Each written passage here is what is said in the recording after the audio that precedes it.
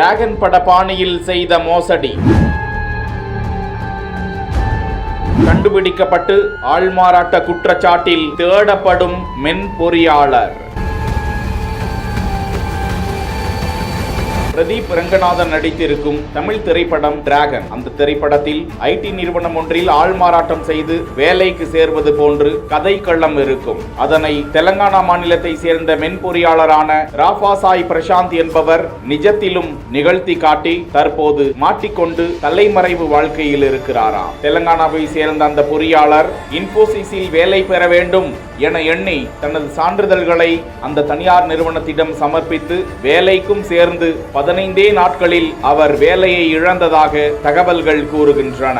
இப்படி வேலைக்கு சேர்ந்த அவரது பணியில் அவரது தகவல் தொடர்பு திறனில் கடுமையான முரண்பாடுகள் இருப்பதை நிறுவனம் கவனித்திருக்கிறது. உடனடியாக அவரது ஆட்சேர்ப்பு குறித்து தீவிர விசாரணை நடத்த உத்தரவிட்டது. அவர் வேலைக்கு விண்ணப்பித்தது தொடங்கி தொழில்நுட்ப நிறுவனமான சம்பிரதா மென்பொருள் தொழில்நுட்பங்களால் ஆவண சரிபார்ப்பும் நடத்தப்பட்டதாம். அந்த நிறுவனம் தொழில்நுட்ப நிறுவனத்திற்கான பணி அமர்த்தலை கையாளும் நிறுவனமாம். ஆனால் அவர்களையும் கடந்த அந்த இளைஞர் நேர்காணலிலும் சுமூகமாக தேர்வாகி விரைவில் பணி அமர்த்தப்பட்டிருக்கிறார். கடந்த ஜனவரி மாதம் 20ஆம் தேதி அவர் பணி அமர்த்தப்பட்டதாக தகவல்கள் கூறுகின்றன.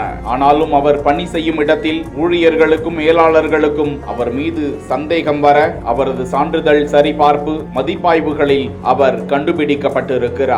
இது குறித்து காவல் நிலையத்திலும் அவர் மீது புகார் கொடுக்கப்பட்டிருக்கிறது. இருந்தாலும் அந்த நிறுவனம் இளைஞர் பிரசாந்தோடு ஒப்பந்தம் செய்திருக்கும் நிலையில் தான் 15 நாட்கள் அந்த நிறுவனத்தில் உண்மையாக பணியாற்றியுள்ளேன் என கூறி அந்த ஊதியத்தையும் அவர் கோருவதாக கூறப்படுகிறது. அந்த இளைஞர் மீது ஆள்மாறாட்டம் மூலம் ஏமாற்றுதல் உள்ளிட்ட வழக்குகள் பதிவு செய்யப்பட்டிருக்கும் நிலையில் அந்த இளைஞர் தற்போது தலைமறைவாக உள்ளதாக கூறப்படுகிறது.